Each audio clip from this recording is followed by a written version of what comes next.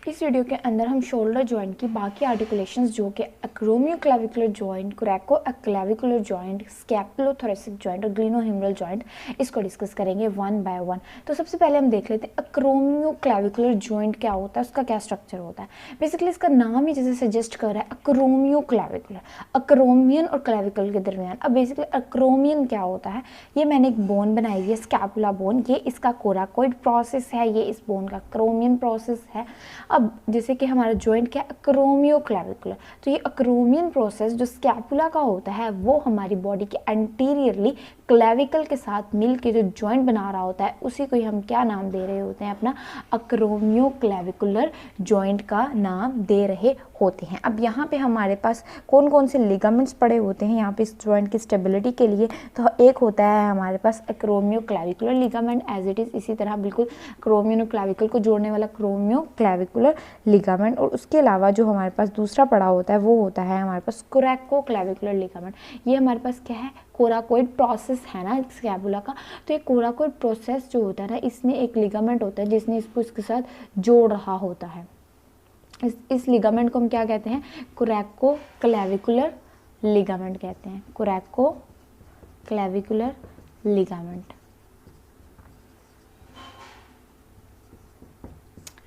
Okay अब next जो हमारा होता है ना, अब हम पहले इसके देख लेते हैं क्लोज बैक पोजीशन, इसकी क्या होती है। तो जो एक्रोमियोक्लेविकुलर जॉइंट होता है ना, इसकी जो क्लोज बैक पोजीशन होती है ना, वो होती है हमारे पास जब हमारा ह्यूमरस जो होती है ना एबडक्टेड होगी 90 डिग्री में। एबडक्शन क्या होता है, फ्लेक्शन क्या होता है, एक्सटेंशन क्या होता है, ये सब हम जनरल एनाटॉमी के अंदर पढ़ लेते थे।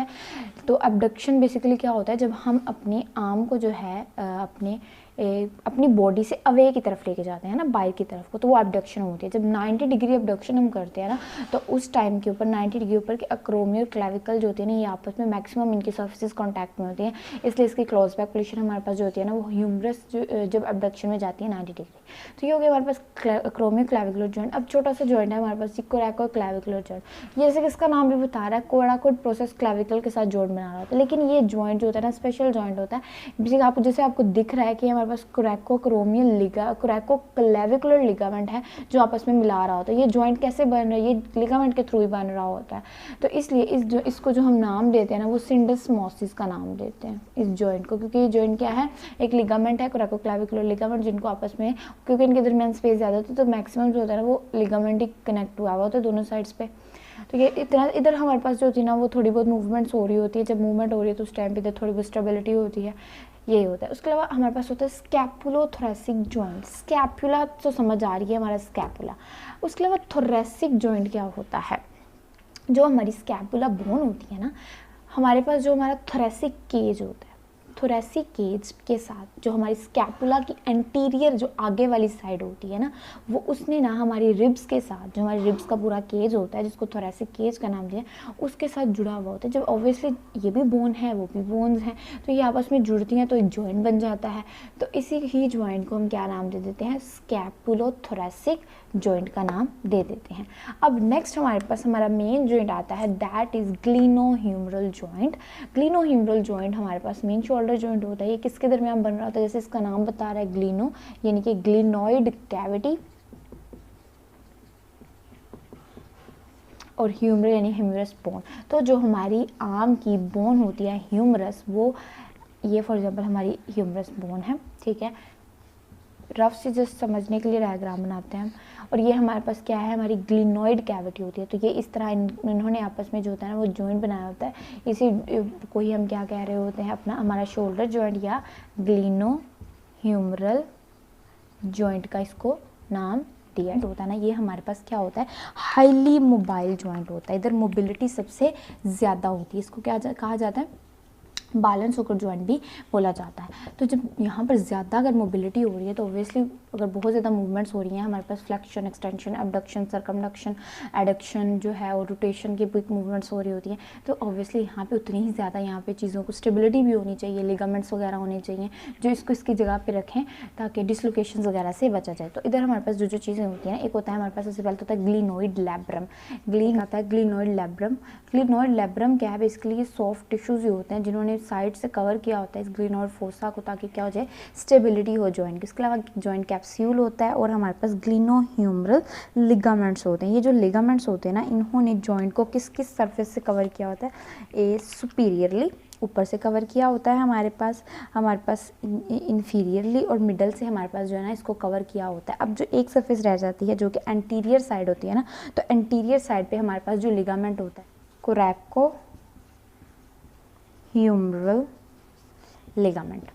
कोरैकोह्यूमरल लिगामेंट कौन सा होता है, हमारे पास इधर जो होता है ना वो कोराकोइड प्रोसेस पड़ा होता है किसका, स्कैपुला का ही, तो वो हमारे पास जैसे ह्यूमरस पे लिगामेंट उसका आएगा कोरैकोह्यूमरल लिगामेंट। और जो ग्लिनोइड से ऐसे लिगामेंट्स आ रहे होते हैं ना इसके, जिसने सुपीरियरली, मिडल और इन्फीरियरली कवर किया था, वो होते हैं हमारे पास ग्लिनोह्यूमरल लिगामेंट्स होते हैं। इसके साथ साथ एक बहुत ही इंपॉर्टेंट चीज़ होती है जिसको कहा जाता है क्या, रोटेटर कफ।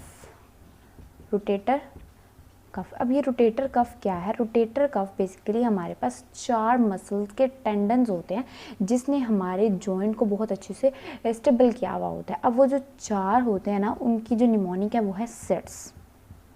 अब ये सिट्स क्या है, सिट्स में एस स्टैंड करता है सुप्रास्पाइनेटस मसल,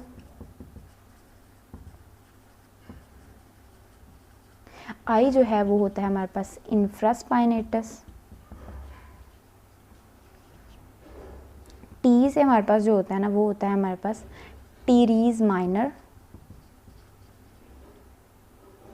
और एक बच गया जो हमारे पास क्या होता है सबस्कैपुलैरिस मसल। तो ये 4 मसल्स होते हैं, इन्होंने हमारे जॉइंट कैप्सूल को जॉइन किया हुआ होता है, इनके टेंडन्स ने, उन्होंने मिलके जो है ना वो इसकी स्टेबिलिटी के अंदर हेल्प करते हैं। बेसिकली ये जो टेंडन्स है ना, ये मसल्स के टेंडन है, तो मसल्स जब मूवमेंट्स कर रहे होते हैं ना, जब रोटेशन होती है ना, रोटेशन, तो रोटेशन के दौरान ये वाले मसल्स जो होते हैं ना वो काम कर रहे होते हैं। तो फिर जब रोटेशन होती है उस टाइम पे स्टेबिलिटी के लिए ये टेंडन्स जो होते हैं ना, ये इस मसल मतलब जॉइंट कैप्सूल को ना होल्ड कर लेते हैं। अब जो हमारे पास होते हैं ना सुप्रास्पाइनेटस, इंफ्रास्पाइनेटस, टीरीज माइनर, यानी कि जो फर्स्ट 3 हैं ना, ये कंट्रीब्यूट करते हैं ड्यूरिंग लेटरल रोटेशन। जब हमारी कौन सी रोटेशन हो रही होती है, लेटरल रोटेशन हो रही होती है हमारे ह्यूमरस मतलब ह्यूमरस बोन पे ना। और जो सबस्कैपुलैरिस होता है ये कंट्रीब्यूट करता है जब क्या हो रही होती है हमारे पास मीडियल रोटेशन हो रही होती है। तो ये था हमारे पास स्ट्रक्चर ग्लिनोह्यूमरल जॉइंट का। अब एक चीज़ रह गई है उसकी है, वो है हमारे पास क्लोज पैक पोजीशन। तो क्लोज पैक पोजीशन इसकी ये होती है जब हमारी ह्यूमरस एबडक्टेड होगी, एबडक्टेड होने के साथ साथ थोड़ी सी क्या होगी, लैटरली रोटेटेड।